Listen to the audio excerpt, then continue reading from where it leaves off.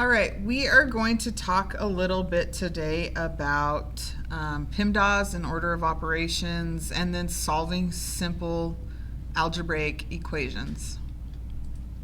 So we'll start by looking at what I'll call example 1.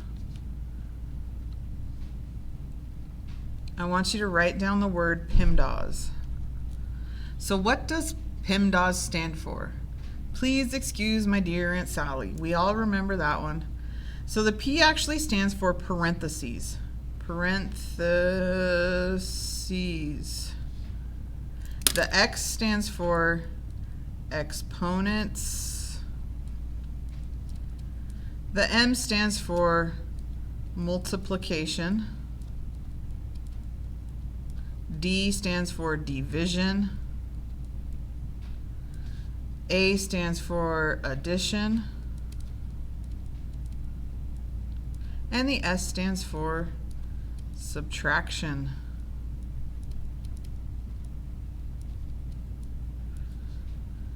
So we have PIMDAS. We are going to focus on this last part of it, so the multiplication, division, addition, and subtraction part of it.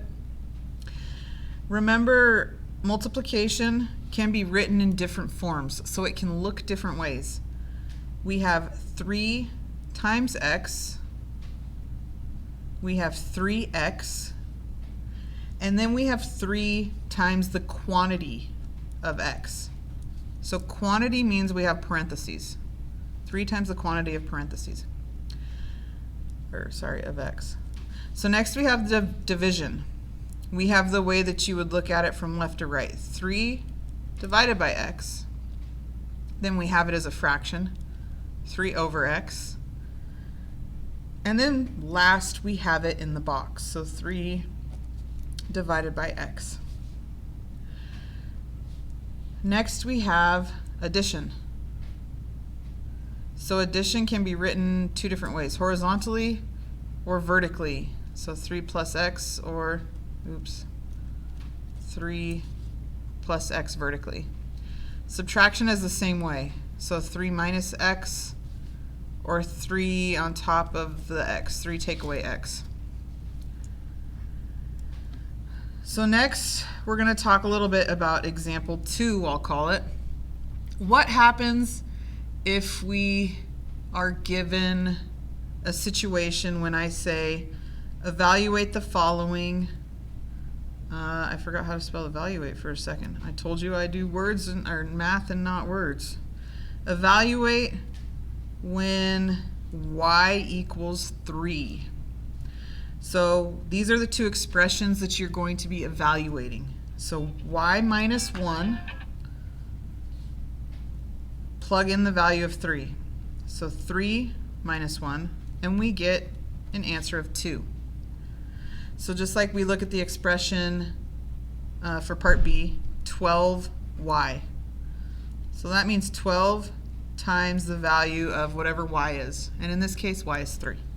So 12 times 3 is 36. So now I'm going to give you some problems. I want you to pause the video and try the problems. So it's these 3, 1, 2, 3, and 4. Go ahead and pause the video. Once you're done, unpause the video. Hopefully, I don't know, that wasn't too late. So you should have gotten these answers. So for number 1, we should have gotten 14. For number 2, we should have gotten 5. For number 3, we should have gotten 40. And for number 4, we should have gotten 8.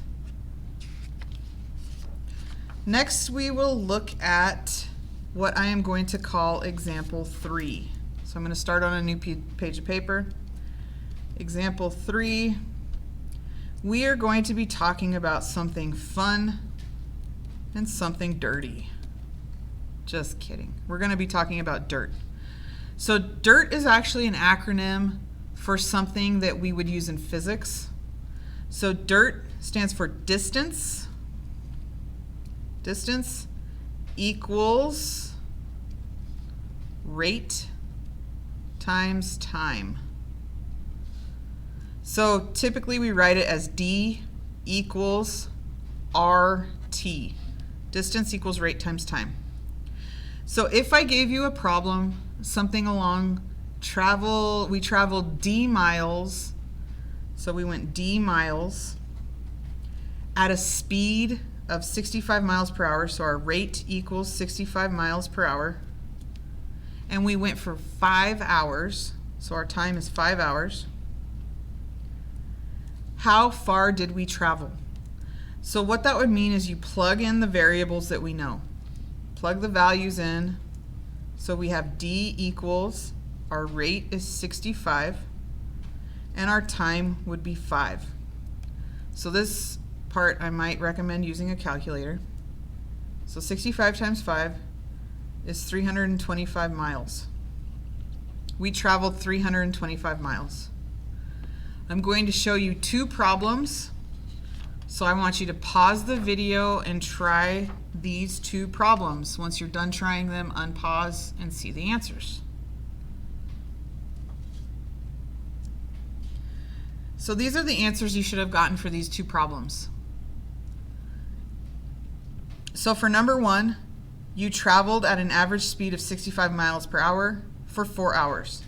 So 65 times 4 is 260 miles. For number 2, the plane flew at an average speed of 350 miles per hour, and it went for 6 hours. So it traveled 2,100 miles. So that'd be like from LAX all the way to Chicago. Something like that. Sounds fun. Next, we are going to look at what I will call example 4. So example 4, this will be the last one. Hopefully we remember, hopefully we remember it. We should remember the formula for area of a triangle.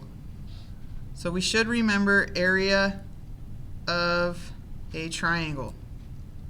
And the area of a triangle is 1/2 base times height.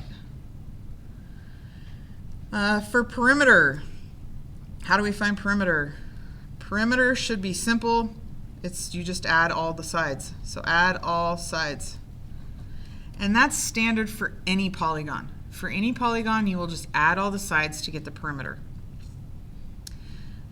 So if we looked at the example, we have a right triangle, the height's 3, the base is 4, the hypotenuse is 5, and I asked you to find the area. So part A, find the area. So we take 1/2 base times height. You could write it as 1/2 base times height. So we'd have 1/2 times 12. 1/2 times 12 would equal 6, and that is in units squared. So we weren't given an increment of measure, so we would just call it units. Part B, find the perimeter of this right triangle. So the perimeter, add all the sides. So 3 plus 4 plus 5. 3 and 4 makes 7, plus 5 makes 12. And that's, again, the increment is just units, so 12 units. So I'm going to give you 2 problems that I want you to try. So go ahead and look at these 2 problems. Pause the video.